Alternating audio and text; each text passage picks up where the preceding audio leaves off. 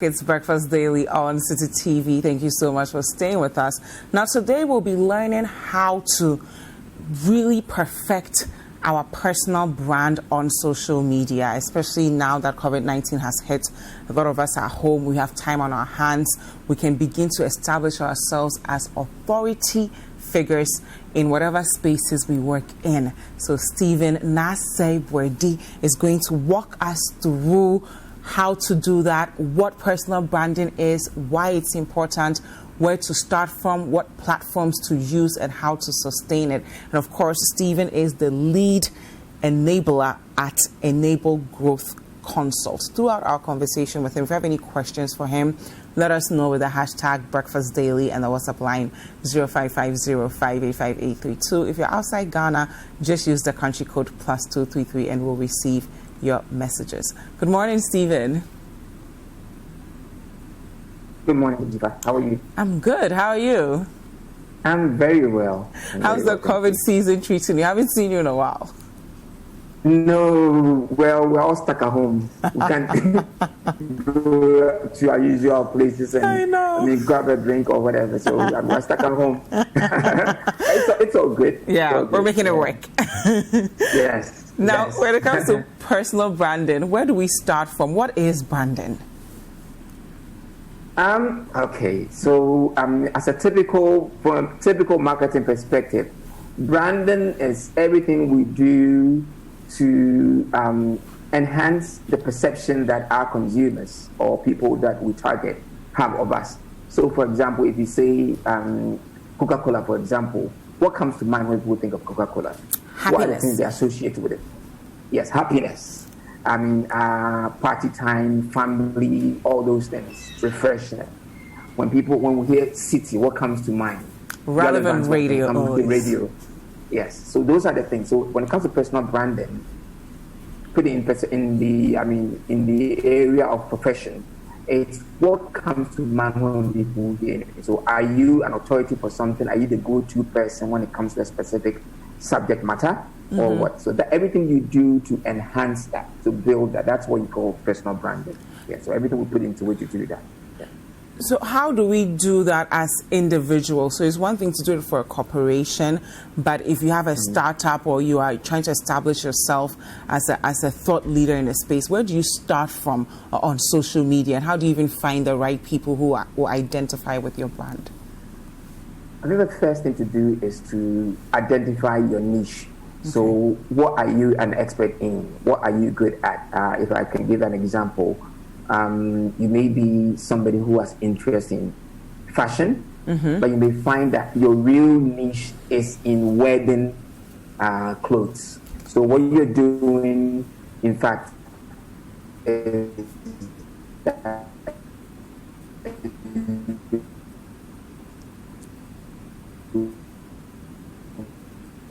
Okay, we have a slight issue with that, but through our conversation with Stephen, if you have any questions, if you're trying to establish your brand and you don't know where to start from. Okay, he's back now, Stephen. Okay, I was just reminding our viewers that if you have any questions for you, they should let us know with the hashtag Breakfast Daily and the WhatsApp line 0550-585-832. Please continue. Stephen, are you there? Okay, so guys, we're talking about branding. Whether you are an entrepreneur, you're trying to establish yourself as a public figure, or you just want people to know you as a thought leader within the space that you are in, there's a place you should start from. People should be able to connect your name with whatever it is that you stand for. And it's something that's done intentionally. So Stephen is going to walk us through where to start from, how to find our niche, and how to sustain that group of people who would identify with our brand and eventually monetize it as we go. Stephen, are you back with us? Yes, I am. Perfect. Sorry. Please continue. It's okay. Okay. So just picking from where you left off, the first thing to do, once you know your niche, the first thing to do, I think, is to set your objectives. So, for example, like I was saying, I want to be the #1 designer of wedding suits in Ghana or in Africa or wherever. So that's what I set out to do. Then for the purpose of this conversation, how do I leverage social media to do that? So you set the objectives. That's what I want to be. In 2-3 years' time, I want to be able to, for example, make so much revenue from the business. I want to be able to employ so many people, all the things that you want to do. Set what we call SMART objectives, the usual SMART that we talk about. So you set those. Once you set those, also understand your buyer persona, the people that you are dealing with. So, for example, when it comes to suits, when it comes to wedding these days, do people like to buy the already made and imported, or they like fitted? All those things, you need to understand them. If it's fitted, how do they like it to fit? Some people like it with a bit, tight on them. Some people like it loose for them. All those are things that you need to really understand. It's understanding your buyer persona, so that when you establish yourself as the niche, as the go-to person, you are the person that delivers the solutions that they need. Remember, people patronize brands, even personal brands, for solutions, not for the physical products, but they provide them because you provide the solutions that they need. Now, once you've done that, one of the things I often say is that then you need to develop a plan. As you're going on social media, develop a plan. The reason why this is important is that it's easy to create a Facebook account, create an Instagram page and all of that. But doing it is not that easy. Doing it right and getting the result is not easy. So you need a strategy, you need a plan. And this is where you start thinking there's so many formulas that you have, or so many models. But one that works for me, and I'll just run through it quickly if anybody is writing it down, is I call it SODEAR, SODEAR, SODEAR model. Okay. It has worked for me, and I use it. You start with situation analysis. So where am I? We're under COVID now. So, for example, weddings are not happening right now. But I still want to establish myself as the go-to person when it comes to wedding suits. What can I do now? What should I do now? It's all part of the situation analysis. The objectives that you talked about, that's the O I talked about there. What's the role of digital? So what role will social media play in there? And let me just talk about this, for example. While we're under COVID, some of my clients and people, my friends, are helping.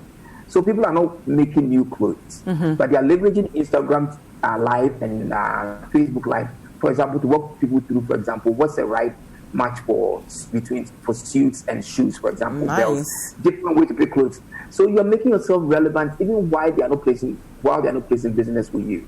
The idea is that you become the go-to person. COVID is going to go away. We're going to have big weddings. We're going to have big parties. You'll be the person who will be coming to for all these. So it's not always about making the money now, getting sales now, but it's about positioning yourself. Remember we said building your personal brand. Yes. So all these will need to go into your strategy. So that's the role of digital. Then the E I talk about is the ecosystem. Which platforms are you going to switch on? I often say don't spread yourself everywhere. So keep it fewer, bigger, and better. Okay? Fewer, don't play the field. Bigger, better. What does that mean? Yeah. So have fewer platforms. Okay. As fewer platforms as you want. Don't be on every platform. I'll give an example in a minute. Do big things on those few platforms that you are. Okay. That's the better way to do it. For example, again, using my friend who is, let's say, a fashion designer, he makes wedding suits, for example. TikTok is great. It's been great while we're all been at home. We're watching all the skits by the celebrities and the rest. But you find that TikTok is not where people make decisions about which wedding suit to wear and all those things. True. They don't go there for inspiration. Instagram is where they go. Weddings are very big on Instagram these days. It's amazing. So you will find that TikTok, you go there for entertainment. But where you really want to establish yourself as the authority is on Instagram. Do you understand what I mean? Yes. So you don't have to be on all the fields. And this is something we don't get. The fact that TikTok has become popular all of a sudden doesn't mean that you go and pack your bags there and spend money there doing everything there. Same way, if you are like a traditional brand, like let's say you sell soap and things like that, you're a soap brand, you don't need to be on TikTok to do some of these things unless it's relevant. You're doing a campaign where, let's say, celebrities involved and things like that. Then there's a need for you to be there because that's where the campaign you're running will really work. So that's the E I talk about in the SODEAR, the ecosystem, the platforms that you switch. Plus, how do they connect with traditional? Because whether we like it or not, we still have some element of traditional in our part of the world. People still watch TV, people still watch radio. And while they are watching TV, I'm sure while people are watching us now, they are probably Googling me and say, this guy is selling incredible or whatever. They're deep diving, they are research. Did you say incredible? Yes. I'm just joking. I know. But you know the way it works. I know. But you know the way it works. Or you're driving through town and you see a billboard, you see a nice plate of food, you say, I want to Google this place. Where is it? Mm-hmm. So you need to connect offline with online to be able to do it very well. So the ecosystem should include all of that. Okay. And then A is the specific actions you will take, the campaigns you will run, for example. Okay. The R there is results. It's important that we remember this. You need to monitor, measure, and optimize everything that you do. Okay. That's one beautiful thing about digital. Everything you do, it's real time. So you can see how it's doing. For example, now you can tell how many people are watching us. Yeah. On this conversation that we're having. Mm-hmm. And then if something is not working, you can be able to optimize, you can tune it up. That's the beautiful thing about digital. So you're making data-driven decisions. Yeah. And these are the things that need to be in your strategy, your plan. So I say, so dear model. Okay. If you can work through this, it helps. I mean, I know it's been quick. If people want anything, they can contact you guys. I'll probably send you the model. They can get it, or I'll tweet it and tag you guys so they can get it. They'll be able to do it. Excellent. Yeah? Thank you so much. So we're going to get to the results bit, but when it comes to the ecosystem, there are so many people on social media. So using the example of your friend who makes the wedding outfits, how would he be able to find the right market that will be actually interested in the kind of content that he's creating? And how can he also measure the relevance of the content he's pushing out in these spaces? Okay, so I mean, most of the social media platforms, especially our friend Mr. Facebook and his Instagram and the rest, they have a very, very good, they have too much information about you in ad. And so when you start doing ads, for example, you'll be able to target the interest that people have. So for example, it's the person that sells wedding and dress and all that. You look at people who are interested in fashion, interested in weddings, interested in marriages. So you can drill down and identify the people that you need to target. Plus, for example, if he knows that his business cannot serve people in Kumasi and Tamale and the rest, he can be able to target, when he's running ads, be able to target, let's say, Accra and Tema only. These are all things you need to do. Mm-hmm. So one of the things I often say is that don't just run ads. Run the ads targeted. So that because if you want 1 million people on your page, you can get them tomorrow, but then they come from Mongolia, and they are not relevant to you. Yeah. So you need to do that. You understand what I mean? Yes. Plus, you asked a bit about content is what, makes people stay on your page. Well, content is what talks about the things that you do. So, for example, you will find that apart from the bit I talked about him giving people tips on how to wear the suit right, which button to close when you are standing, and which one, you have to open your button when you're sitting, how long your sleeve should be, and all those things. These are valuable content that people want to come back and see. Okay. Now, I often say that, go on, sorry. Oh, go ahead, no, continue. All right, I often say that content should be relevant. It should make meaning, add value. It should be disruptive. Now, disruptive, let me explain the disruptive. We often browse on mobile. In Ghana, most of our social media and online experience is on mobile, about 95%. And when we're scrolling, we're scrolling top down. We don't scroll from left to right.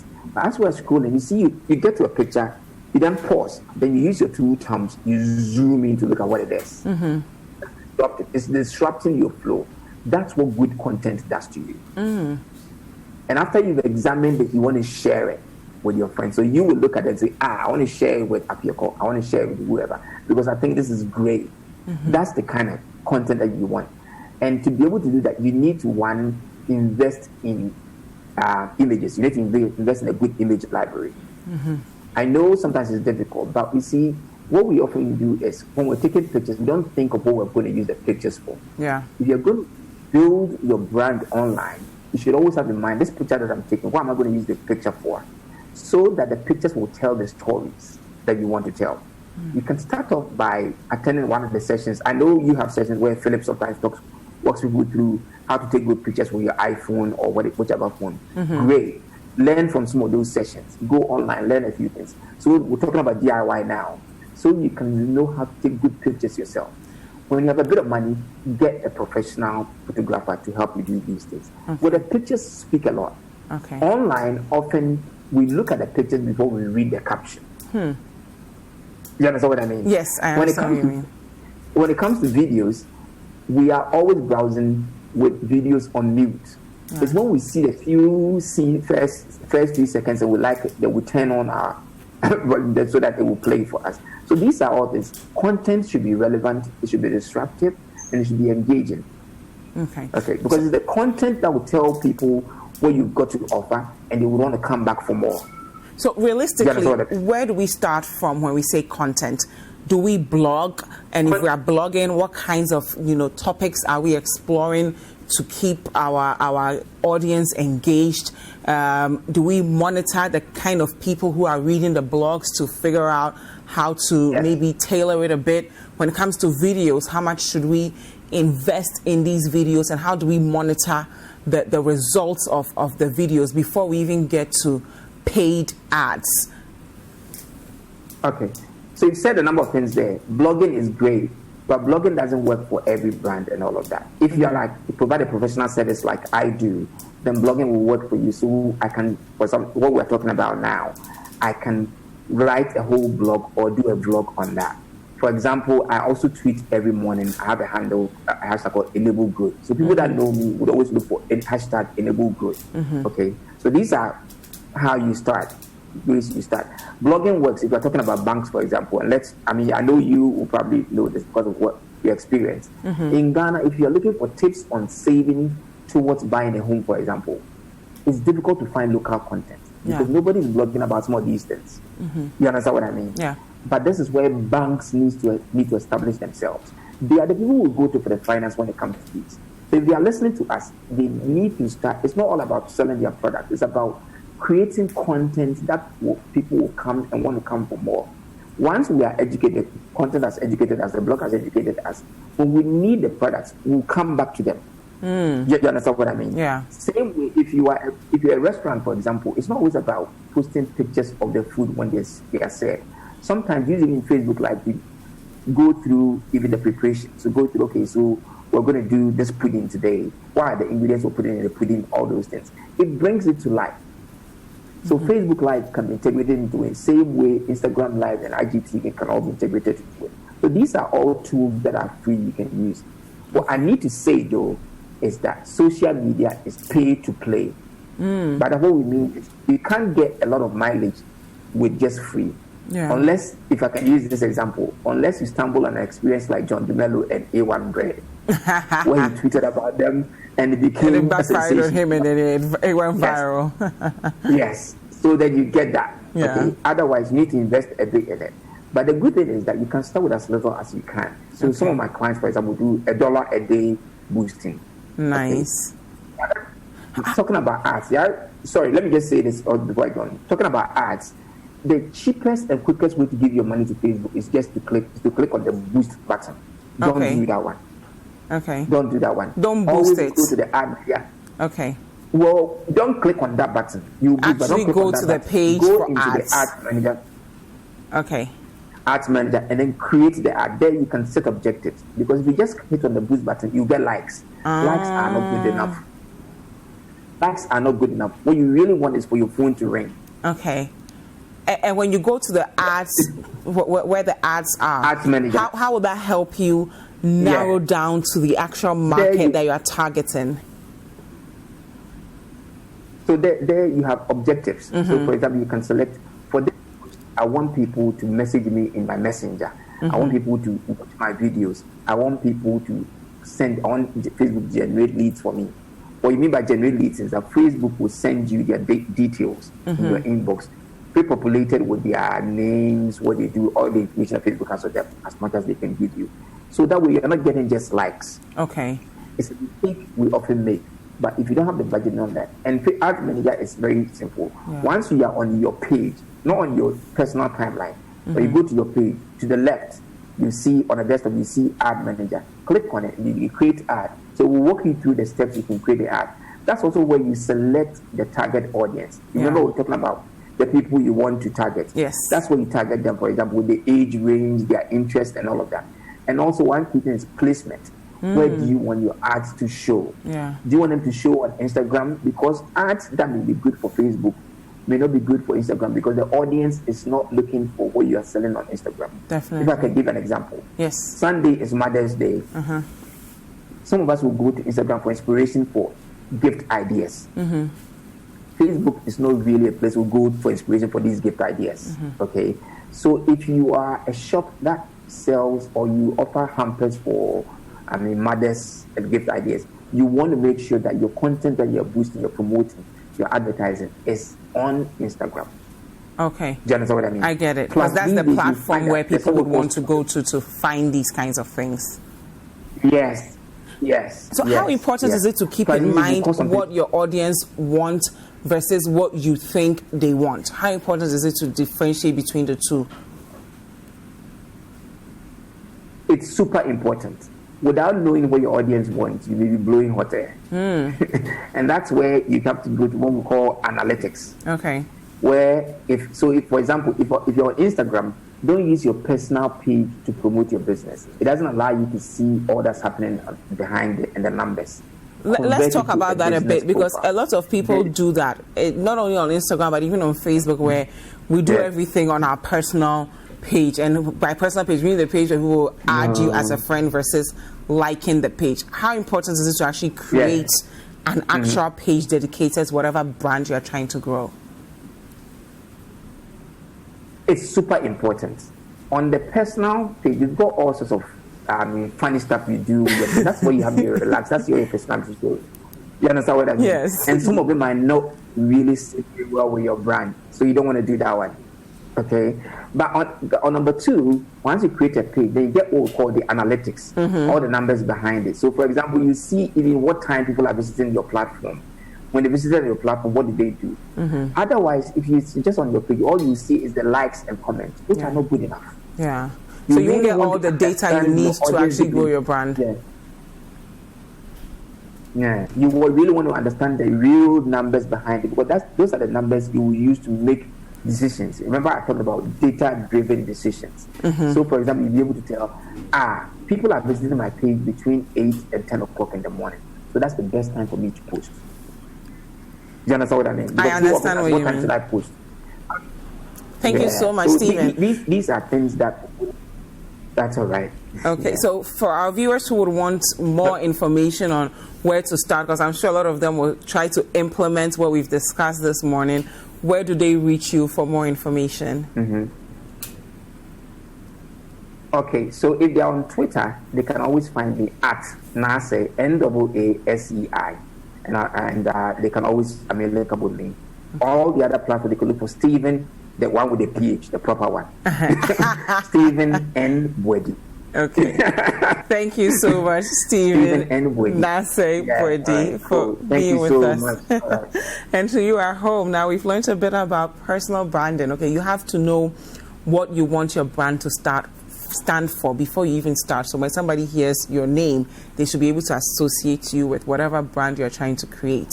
The next thing is creating content that will be relevant to that audience and then finding them. So if you are trying to sell something that is very visual, like wedding dresses and the likes, Instagram might be the place you want to be, not necessarily Facebook. And it's very important to create a special page for your brand, because you will be able to track all the data you will need to measure the results of all the activities that you are doing. So I think if we start from here, we'll be able to leverage this COVID season to really position ourselves as thought leaders within whatever space that we are operating in. We hope you've enjoyed the show. Make sure you subscribe, like, comment, and share with your friends. This is Breakfast Daily on City TV. Join the Breakfast Daily team Monday through Fridays from 7:30 a.m. to 10. Join us for breakfast daily, only on City TV.